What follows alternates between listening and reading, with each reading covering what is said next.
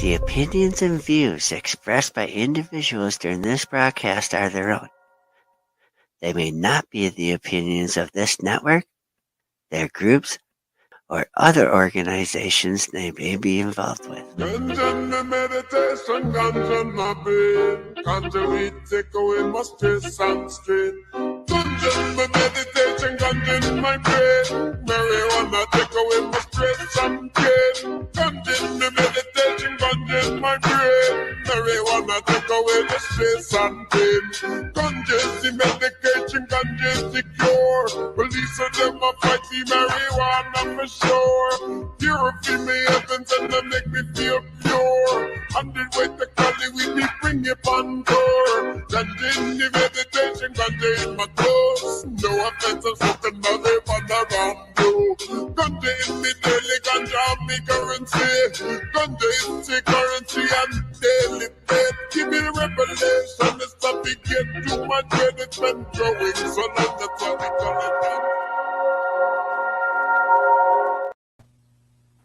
Well, hello everyone, and welcome to the Ganja News Update for this Monday, June 10th, 2024, episode 83, here on NOK Network, the video news podcast focused on cannabis news being reported in mainstream media.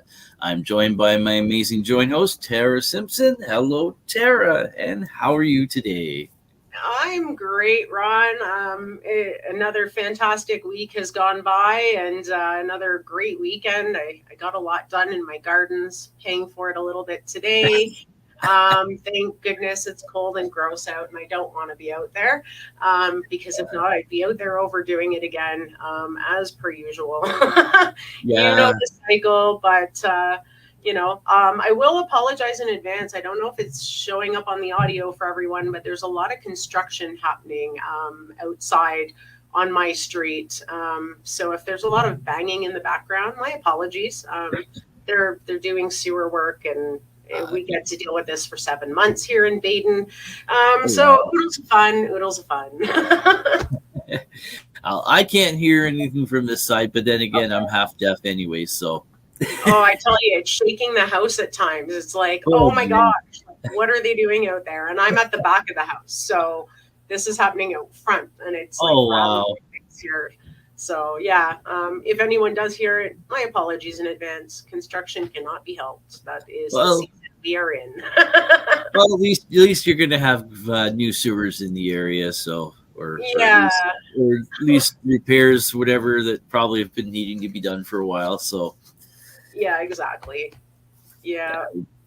But yeah, no, my week's been pretty busy too. This weekend I've kind of taken it easy, but today it's a little cooler out. And we've had a little bit of rain yesterday, but I got to change a wheel bearing on my car today after lunch, so it's not going to be too hot out there, so the bugs shouldn't be too bad, and the repair is pretty easy to do, so it should go quite smoothly, and so I'm looking forward to having a nice smoother drive on the road too with the car. So yeah, no doubt. Yeah, that's kind of important, right? Right. I wasn't sure if it was tire noise from my winter tires or wheel bearing. If it was a wheel bearing, well, I had the mechanic change the tires over to my summer tires. They made a note on the bill saying there's a wheel bearing noise. So that confirmed my suspicions. And so I went and got the wheel bearing and going to do the repair today. So at least you can do your own repairs. That's kind of handy, being able to do that sort of stuff. Something I'm not able to do. Not my specialty, right? I've done most of my own repairs ever since I've owned a vehicle, and that was since the early 90s. And there's been a few things I've had to have the shop do just because I couldn't do it or I just didn't have time. Yeah. And but yeah, most of the stuff I do, and I've kind of had to do it out of necessity because of affordability. Yeah. But hey, I've learned a lot along the way with it too, and been able to help others out as well. So, but anyways, that's important. Exactly. But anyways, now for our top stories in cannabis news. So we got a show to go on here, right?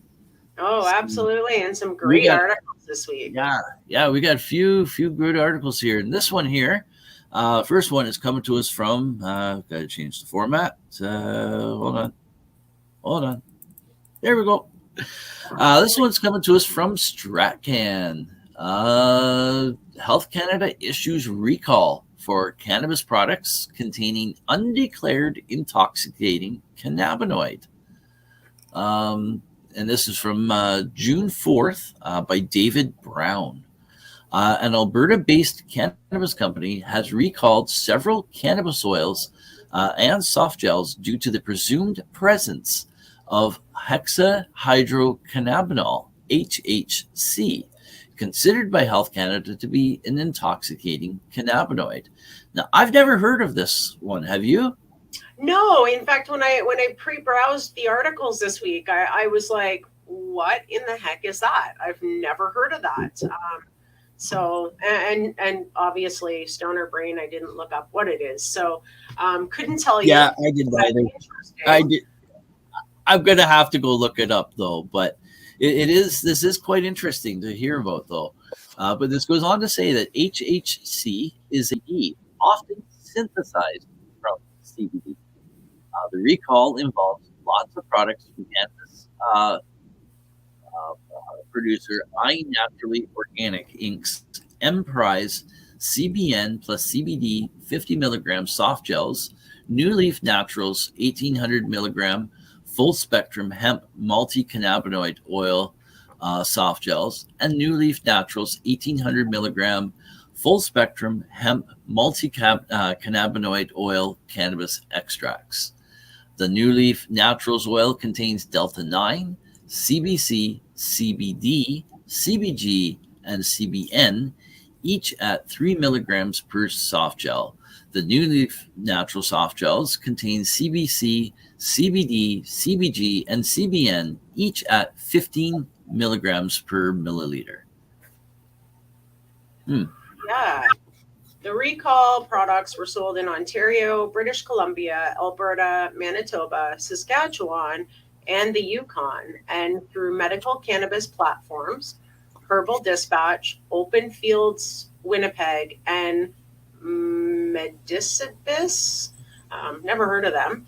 Health Canada says the recall is due to the identified hazard of presumed presence of hexahydrocannabidiol, which consumers may not be aware of. To date, iNaturally Organics Inc. says it has received 2 adverse reaction reports about these products. Health Canada has received 3 adverse reaction reports and 1 complaint related to these products. There were 8,526 units of Emprise CBN and CBD 50 milligram soft gels distributed, 2,286 units of New Leaf Naturals 1,800 milligram full spectrum hemp multi-cannabidiol oil soft gels with Delta 9, CBC, CBD, CBG, and CBN at 3 milligrams per soft gel distributed, and 2,534 units of New Leaf's Natural 1,800 milligram full spectrum hemp multi-cannabinoid oil. These were distributed from December 2022 to May 31st, 2024. Health Canada says consumers should immediately stop using the product, either returning the product to where it was purchased or disposing of it. That's interesting. Yeah. Now, it gets more interesting on this. Mukdeep Mangat, VP of Operations at Emprise, tells StratCan that they have independent lab tests showing no presence of HHC and were surprised by Health Canada's findings. There's a quote here: analytical testing laboratories working with iNaturally Organic did not detect HHC in any of the products prior to batch release.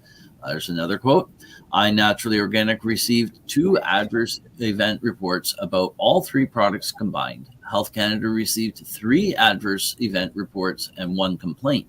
The adverse event reports and complaint totaled 6 reports after sale of well over 10,000 units total of the 3 products, or less than 1 in 1,000 units.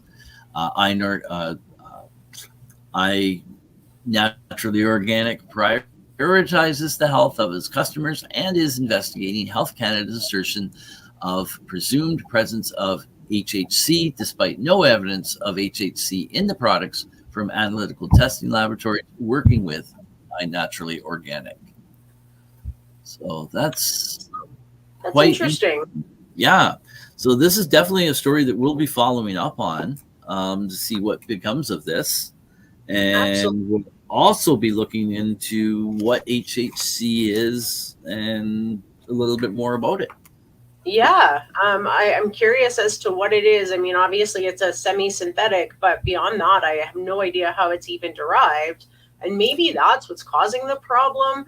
Maybe it's not even there. Again, these products were sold from 2022 to 2024. Chances are nobody even still has that product kicking around. They've probably consumed it and been fine. So these few people, it's a pretty small percentage of people who complained. So you have to kind of wonder, I don't know. Like maybe it's Health Canada says they said presumed presence. So I don't know. Right. I can't remember in the article. Did the Health Canada do any actual testing themselves? It did not seem to appear so. No. Yeah. They're just going based off of complaints that were received. So again, if they didn't do any testing, then I mean that's kind of odd to pull it from the market if they haven't found it, and neither did the other testing company. Yeah, I'm gonna have to dig into this story a little deeper, see if there's any more information that I can find. For sure. And we'll bring it to you guys next week.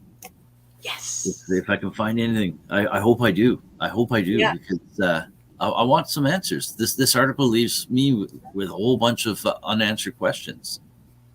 Absolutely. I love reporting on this stuff. It opens my mind to so many more questions and wants to dig deeper.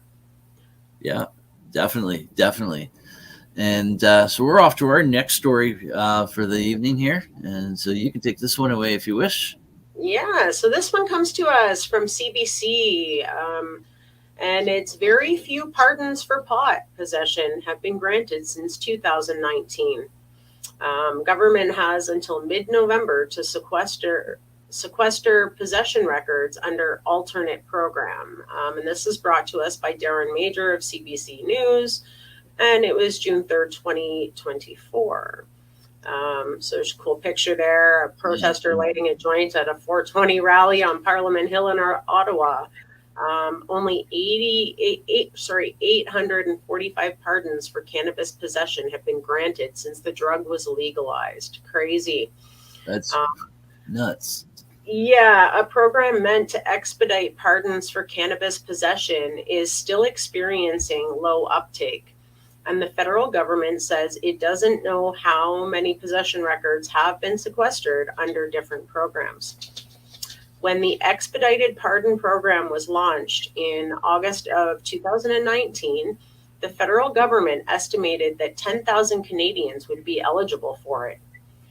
Nearly 5 years later, the Parole Board of Canada says only 845 pardons for cannabis possession have been granted under the program. It's clear it doesn't work, NDP MP Randall Garrison said of the program. Even though recreational cannabis has been legal in Canada since 2018, having a record for possession of cannabis can prevent a person from getting a job or traveling outside the country. Andrew Tannenbaum, director of the nonprofit organization Pardons Canada, said that seeking a pardon can be a tedious process, and he suspects some Canadians with possession records may be apathetic about applying.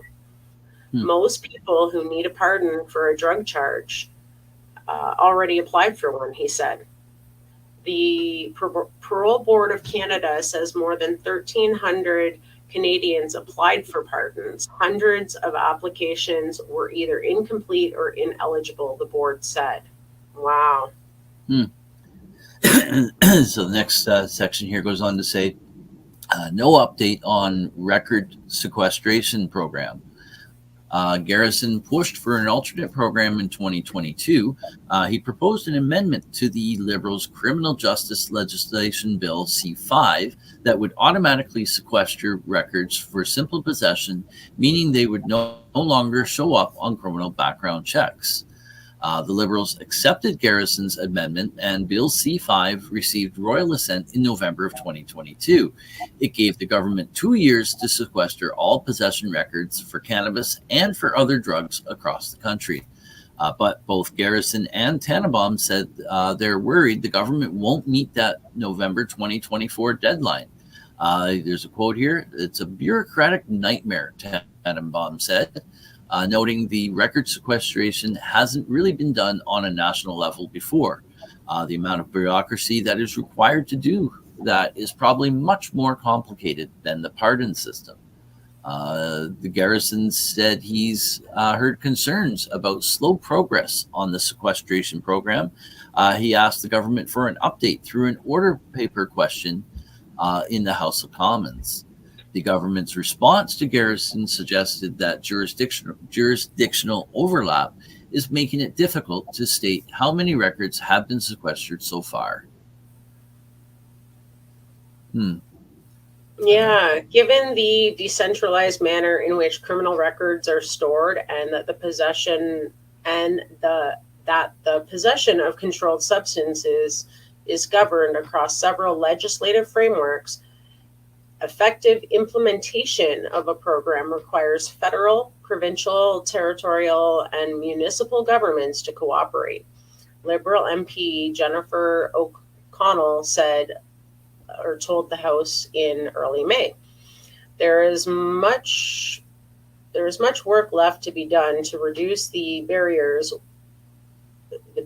those with a criminal record continue to face. A spokesperson for Public Safety Minister Dominic LeBlanc told CBC News the government still intends to meet the November deadline. The sequestration of criminal records for simple possession cannabis is a significant undertaking that requires the cooperation of our provincial, territorial, and municipal partners, Jean-Sébastien Commue, LeBlanc's director of communications, said in an email. We will continue to work with them, as we have since the coming into force of this legislation, to ensure we meet that deadline.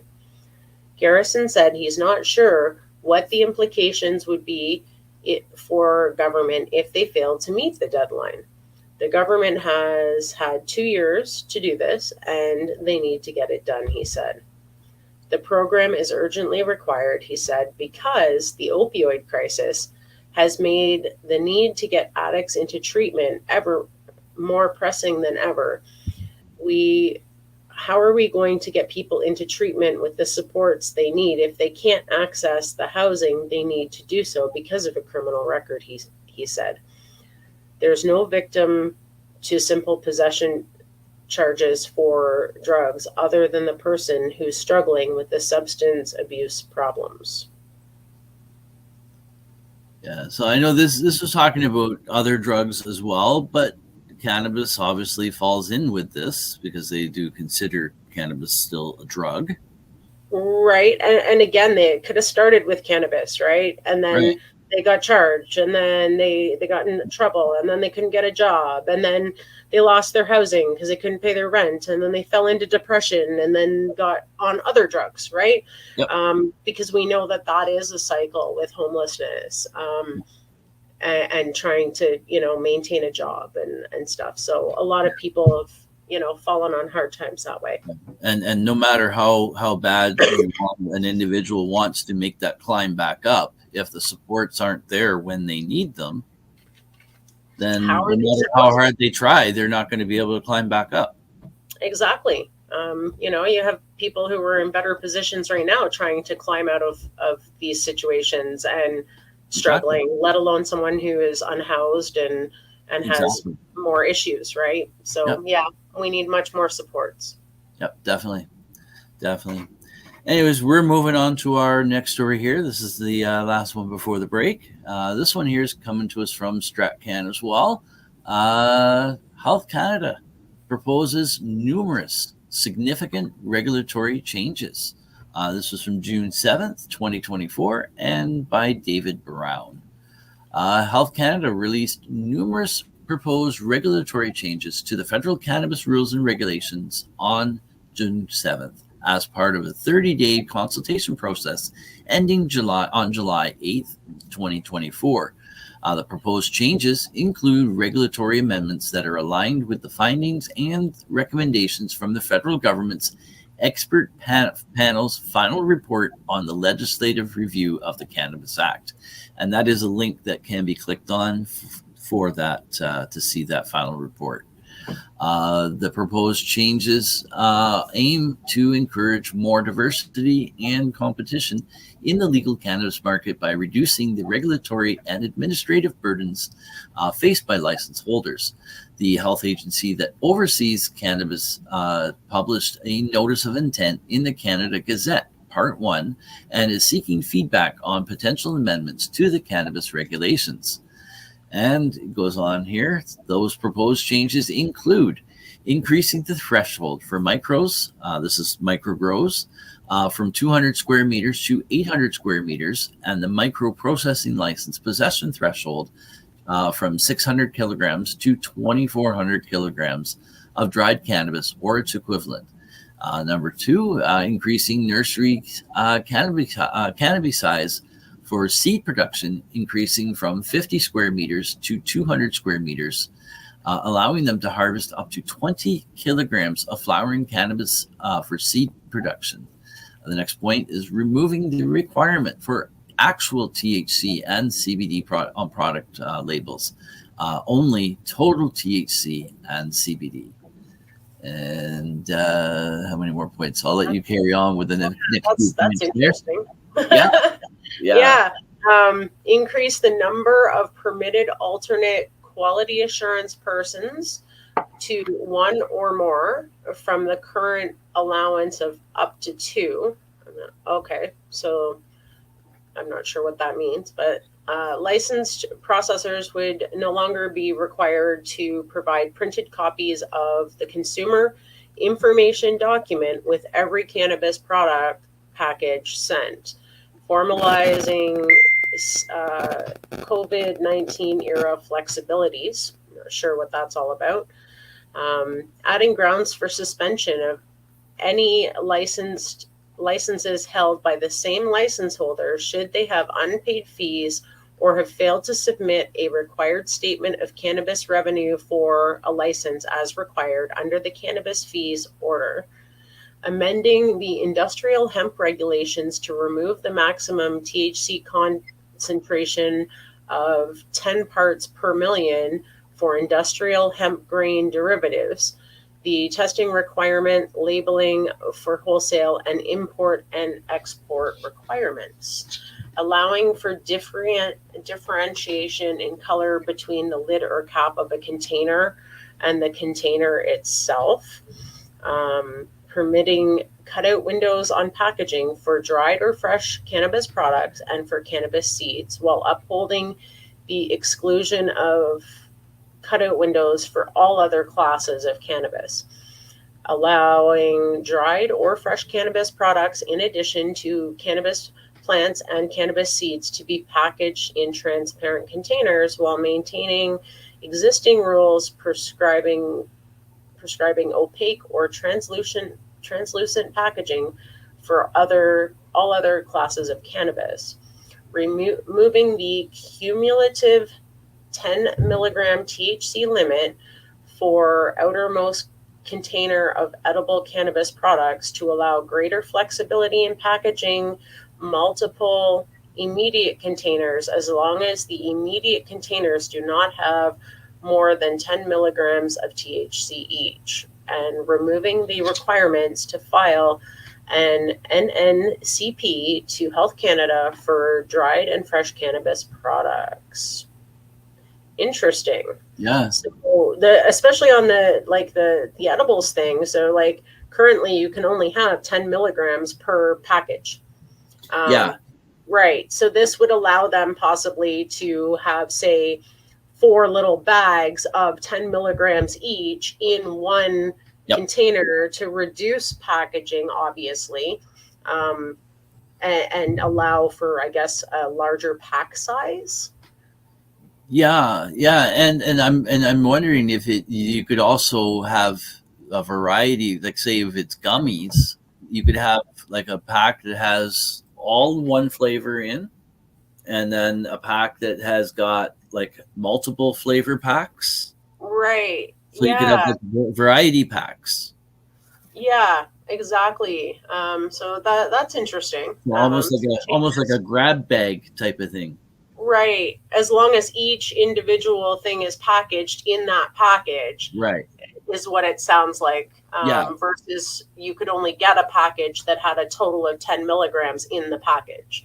Right. So now you'll be able to get probably more in a package because they'll be able to give you 30 10 milligram gummies individually packaged with a 10 milligram sticker on it.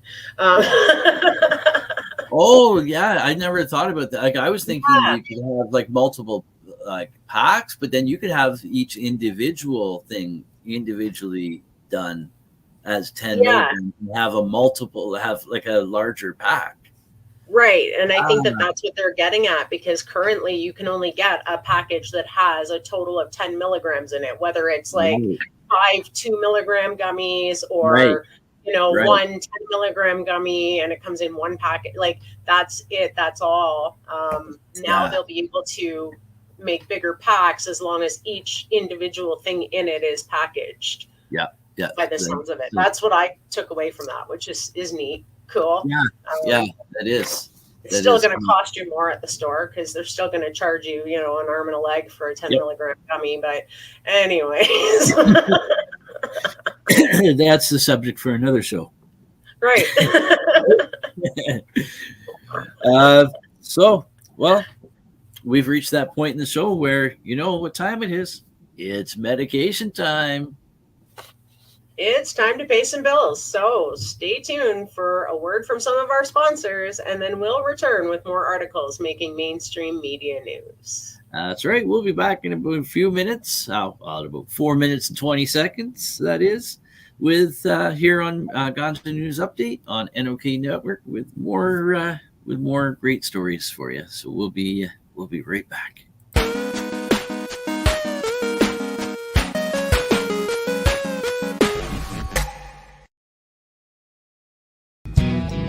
Psychedelic Tuesdays on NOK Network. Tune in at 8 p.m. Eastern Standard Time for Psychedelic Reporters. Bufo Alvarius is scouring the newswires for stories being reported in the mainstream media on the psychedelic front and passing them on to Hobby's Puppets and Tarra Simpson so they can bring them to you, our listeners, in this 60-minute video news podcast. Tuesday evening news. Join us for Tuesday evening news each week at 8 p.m. Eastern Standard Time for all your news and information from the world of psychedelic medicine. Follow and subscribe to NOK Network on our webpage, social media, and streaming sites, including YouTube and Rumble.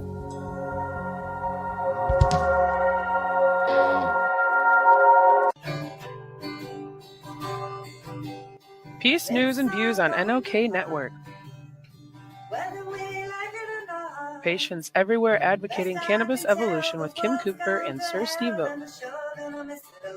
Joint hosts interview people in the grassroots and corporate cannabis space across North America and beyond. Sit down with patients, entrepreneurs, lawyers, doctors, and others share their journey with this medicinal plant. So join us for Peace, News, and Views. Wednesdays at 8 p.m. Eastern Time, where all consumption is medicinal consumption on NOKnetwork.com. Follow and subscribe to NOK Network on social media and streaming sites including Facebook, YouTube, and Rumble. It's all going on.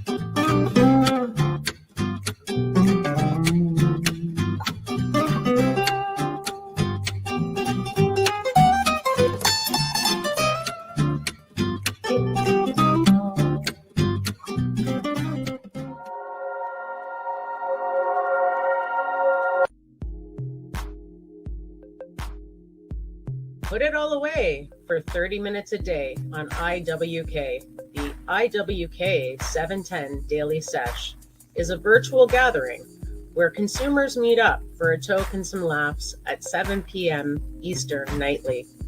Originally aired on InfoWikim social media pages, the IWK 710 Daily Sesh is now also podcasted on NOK Network.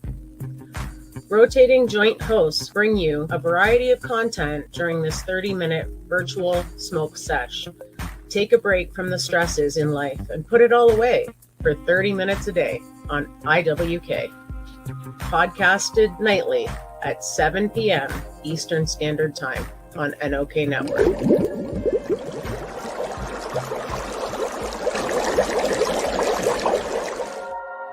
Hey, dudes and dudettes. Enjoy the show, man. Hey, we're back from our medication session live on Ganja News Updates here on NOK Network. That's right. And we have another set of stories coming at you from Making Cannabis News. So let's get at it. So here we go. We got our first story here from after the break. This one's coming to us from Normal. New Hampshire Senate approves legislation regulating marijuana sales. And this article is from Normal from May 24th, 2024. So this is a little bit of an older article, but some great news here. Members of the New Hampshire Senate have approved legislation, HB 1633, establishing a statewide regulated adult use cannabis market. The vote marks for the first time that the chamber has ever endorsed a legislative effort legalizing marijuana. New Hampshire is the only New England state that prohibits adult cannabis sales, although the possession of up to 3/4 of an ounce is decriminalized, punishable by a fine only. Possessing greater amounts is misdemeanor, punishable by up to 1 year in jail. The pending legislation legalizes the possession of up to 2 ounces of cannabis beginning on January 1st, 2026. Why so far out? I know. That's crazy. Like a year and a half away. Yeah. Jeez. Yeah. Like they're behind the times, eh? I know. Outgoing Republican Governor Chris Sununu has expressed willingness to sign legislation into law if it limits cannabis retailers to no more than 15 state supervised franchisees. No other adult use states regulate sales through state-run franchises. Under this plan, the state's liquor commission will oversee the operation of retailers, which will each appear similar in appearance. Liquor is similarly sold in New Hampshire exclusively in state-run establishments. Although the Senate version of the bill endorses the franchisee model, the House version does not. Other changes adopted by the Senate, such as those expanding law enforcement powers of the state's liquor commission and enhancing penalties for certain marijuana-related violations, are also expected to meet resistance by members of the House. Once the Senate's version of the bill returns to the House, representatives can choose to approve the measures in its revised form, reject it, or send the proposal to a bicameral conference committee, at which point its fate becomes uncertain. If enacted, New Hampshire will be the 25th state to regulate adult use marijuana sales. If lawmakers reject the bill, it's unclear whether similar efforts will have a viable path forward in the immediate future. Republican gubernatorial candidate Kelly Oyette and Chuck Morris have both said that if elected, they would oppose loosening the state's cannabis laws. Oh, so it's another election promise. Yeah. Geez, so this is one we'll be following to see what's happening with New Hampshire. Yeah. Next little while. So it's HB New Hampshire. That's HB 1633. So that's House Bill 1633. I'm gonna look that up and follow up on that. See if we can get some stories coming in the coming weeks and months. Yeah. And so there we go. So we'll move on to our next story here. You can take this one away if you wish. So this next one is coming from the Alabama Reflector. Alabama grower nears first medical cannabis harvest amid licensing delays. Oh, wow. So this comes to us June 4th of this year, Alander Rocha article. One grower is nearing the first medical cannabis harvest despite ongoing delays in the state's licensing process.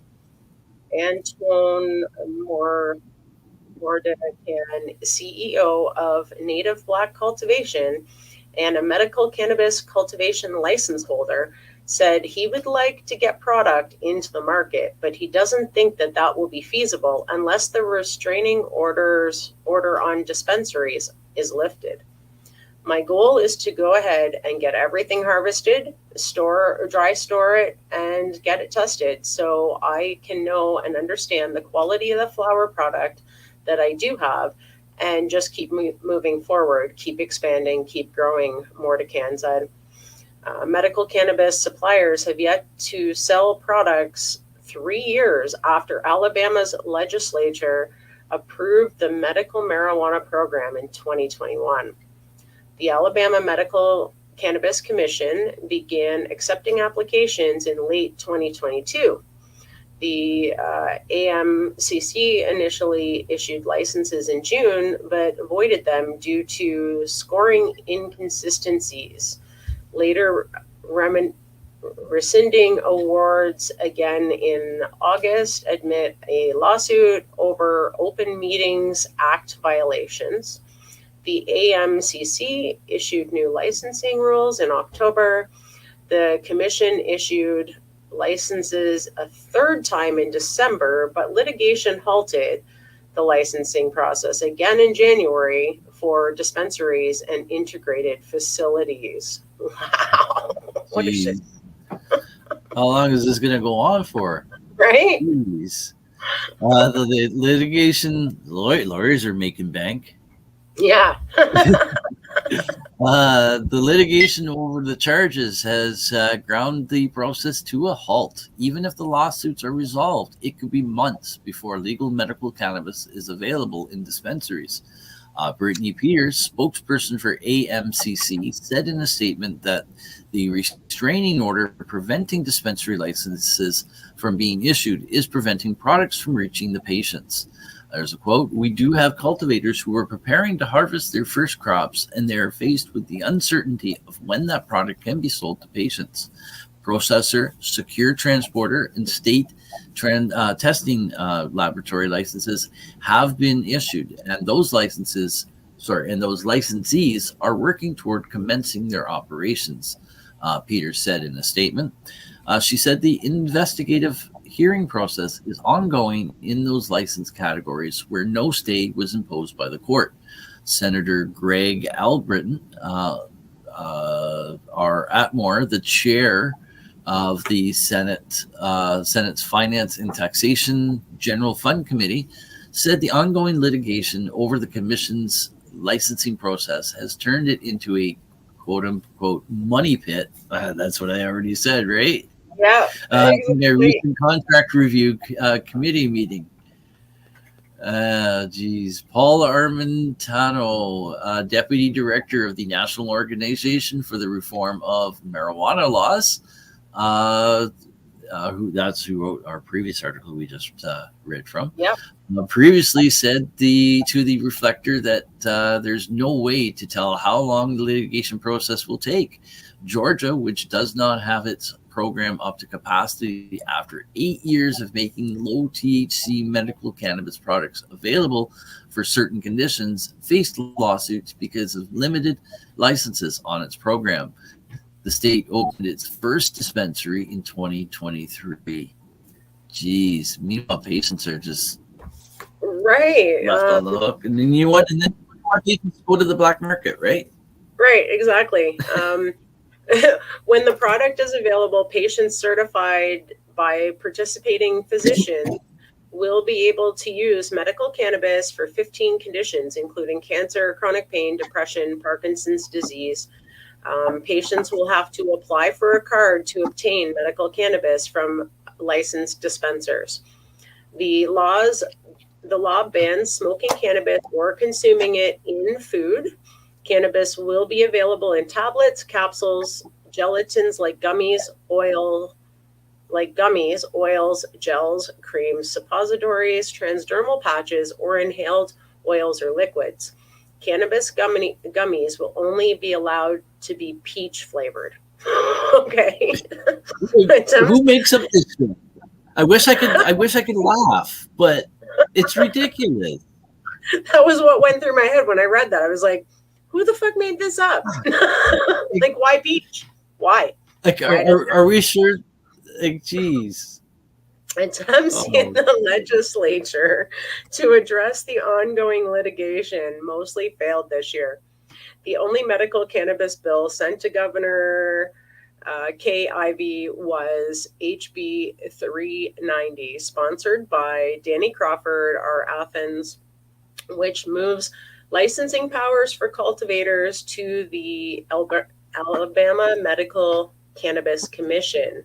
SB 276, sponsored by Senator David Sessions, R. Grand Bay, would have increased the maximum number of dispensary licenses from 4 to 7, required the commission to issue 10 licenses for integrated facilities, and increased processor licenses from 4 to 6. It also required confirmation of licenses granted last year by June 15th. SB 306, sponsored by Tim Melson, R. Florence, would have restarted the licensing process and reduced some of the powers of the AMCC, with the Alabama Securities Commission verifying applications. Both bills stalled in the Senate and never reached a vote. Melissa Mullins, a patient advocate, said that if the program is meant to benefit Alabamians, that's how you say it, who need cannabis medical benefits, then let dispensaries open while integrated facilities challenge the commission in court.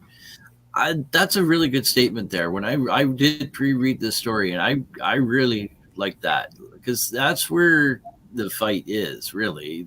Come on, let give access to the patients, right? Yeah. Give them immediate access. Yeah. You want to fight, but don't do it at the patient's expense. Exactly. Integrated facilities, multi-million-dollar operations that can grow, process, and sell medical cannabis have been at the center of the ongoing litigation regarding licenses. That's what I kind of just said. So there's a quote here: "Let the integrated facilities fight for the next 100,000 years for all I care, but let the other parts of the program proceed. Let's get medication out to these patients while everybody else decides what they want to do, because that is possible," Mullins said. And I think I like the line of thinking that Mullins is at. Absolutely. Access for patients is key, right? Like, Yeah. You wouldn't tell a cancer patient they can't go for chemo because, we're fighting over, best cost or whatever. Like, come on, people. Yep. You guys are fighting over a plant. Exactly. Right? Because it comes down to money. Yep. Right? Yep. Money talks. Right? Exactly. Money makes the world go round. Yeah, but it's not going to save patients. So let's save the patients, and then they can also contribute to the money that goes back into the program later, right? Let's keep our patients happy and healthy. Exactly. So we got our last story of the evening here. I'm so stoked for this one. No, we got some news coming out of Germany. So I did have another story picked out in line for tonight, but I decided to put one in for Germany because I was guest host on last minute guest host on Peace News and Views on the OK Network here on Wednesday night. Sir Steve-O was unable to make it through some circumstances that were beyond his control.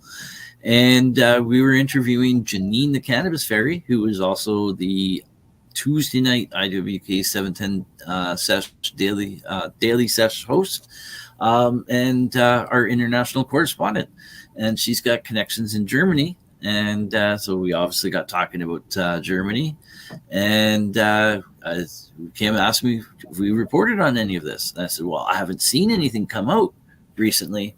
But we did report on when Germany made cannabis legal in April. And we reported 1 month in. So that got me delving into Dr. Google there. Well, not Dr. Google, but I know. Google Encyclopedia or whatever, right? And I went and typing in for some Germany news, and I found this great article here. So I think what I'm going to do probably over the next few weeks, I'm going to try to include a Germany article in every single week. Because they seem to be making some changes on the fly really quickly since April. And some of it is for the better. Absolutely. So this article comes Business of Canada, Business of Cannabis, sorry. Germany's Cannabis Act amended. THC limits for drivers and cultivation regulations updated. So this is by Ben Stevens, and it was just from June 7th, so just the other day. The German Bundestag has voted to pass a string of amendments to its landmark Cannabis Act just 2 months after it was officially implemented. At 11 p.m. last night, June 6th, the German Federal Parliament voted on a number of key adjustments to the law, one regarding THC limits for drivers, another giving states further scope to regulate cultivation associations, which are set to be launched in July. Business of Cannabis reported earlier this week that 2 expert hearings had been held on the amendments, seeing an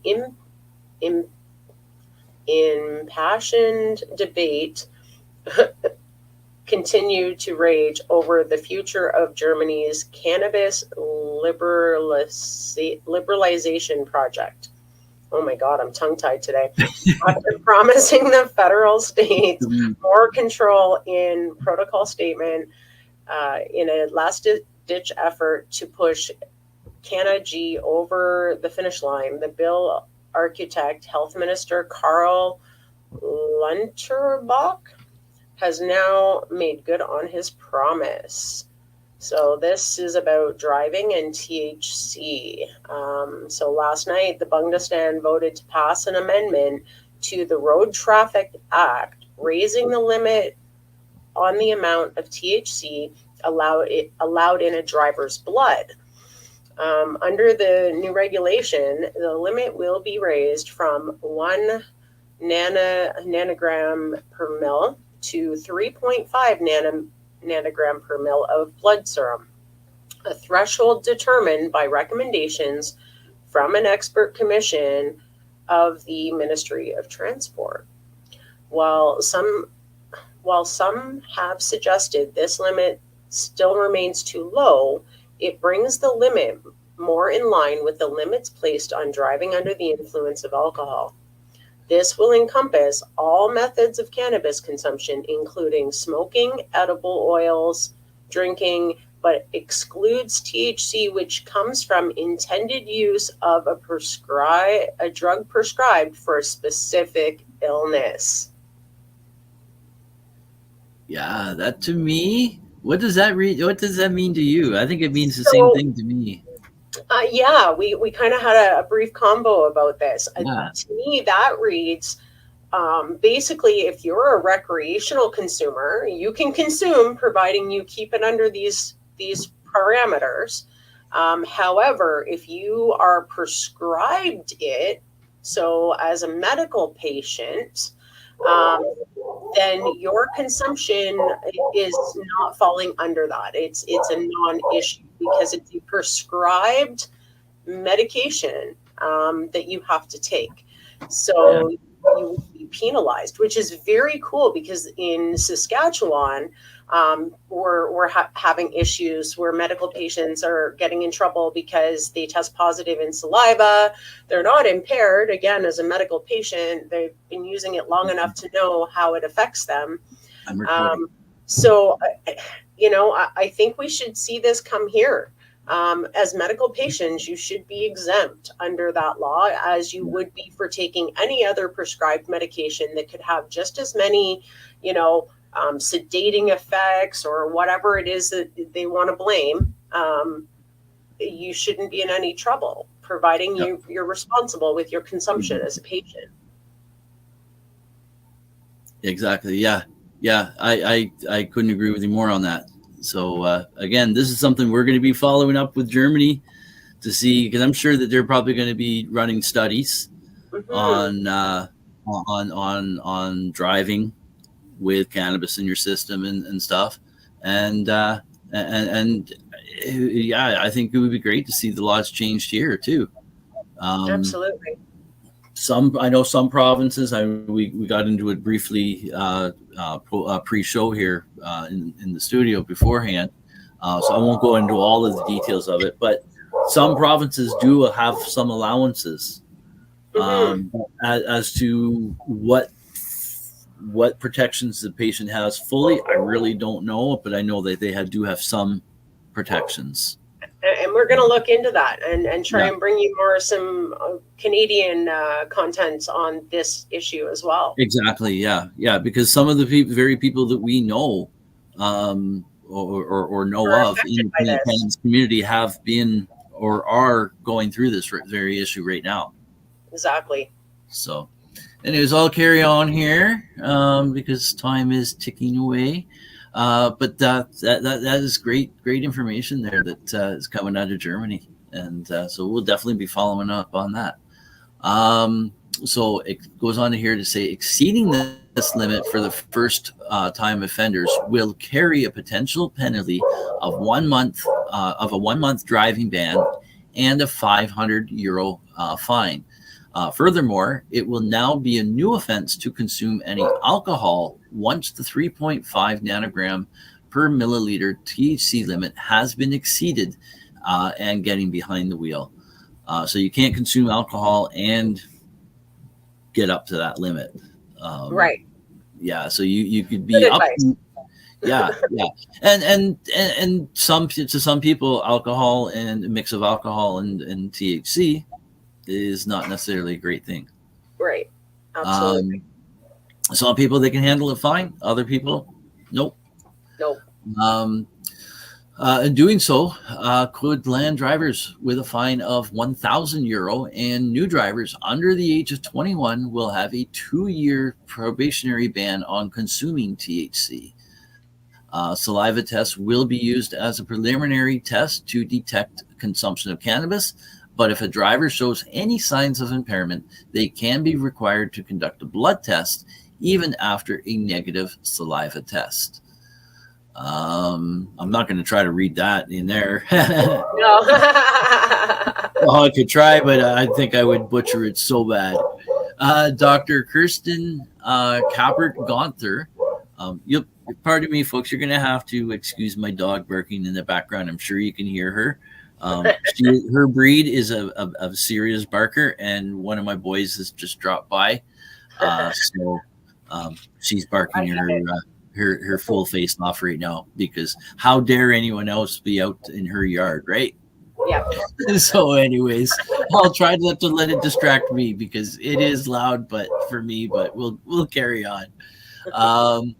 So anyways, it goes on here to say, Dr. Kirsten Kappert-Gonther of Alliance 90 and the Greens told MPs it is wrong to criminalize cannabis and to promote alcohol everywhere. What isn't allowed to happen is criminalizing people who are not driving under the influence. That is exactly what we are implementing here today. A motion by the union faction seeking to prevent the rise in THC limits when driving was rejected by MPs, much to the dismay of the amendment's opponents. Dirk Brands of the AFD said during the vote, "How unsafe do you want to make the lives of German citizens? Seriously, aren't enough problems troubling Germany with your irresponsible attitude towards rapists and the knife jihadists in this country? It starts with driving stoned high, and in the worst possibility ends with Islamic terror attacks in Mannheim." Jeez, wow. Wow. This guy's been just stoners got violent. I think he's reading too much into Reefer Madness, where it makes you go crazy. He's got some outrageous views. Let's start biting the heads off some bats. Right? Oh my god. I guess I'm going to start biting heads off bats next, right? I smoke so much weed. I guess that's what's going to happen. The stigma's real, folks. The stigma's real. It is, and that's why we bring these stories to you, folks. Absolutely. This is what everyone's up against. Yeah, absolutely. So cultivation associations.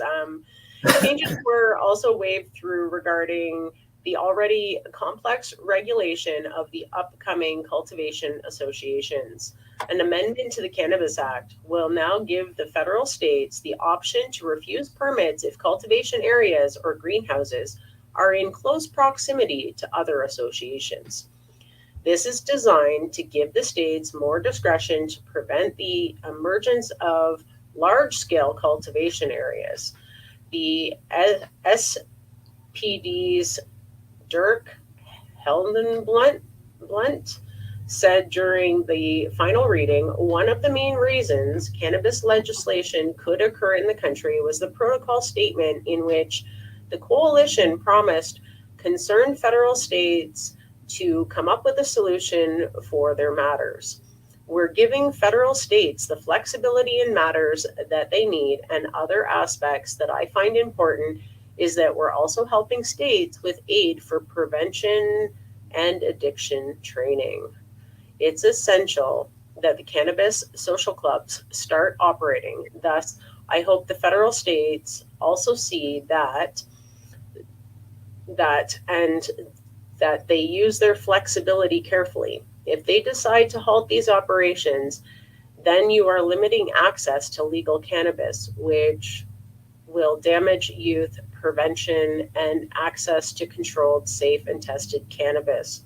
Meanwhile, a ban allowing commercial providers from offering more than one service will also be enforced in order to limit commercial opportunities for ancillary businesses. However, a last-minute amendment was adopted by the Health Committee, which also removes a ban on paid employees of the cultivation associations carrying out various activities not directly related to collective cultivation or distribution of cannabis in an effort to reduce organizational efforts. I'm not sure what they meant by that, but Yeah, I take that as to be because these social clubs are going to be, like, from what I understand, it's nonprofits, right?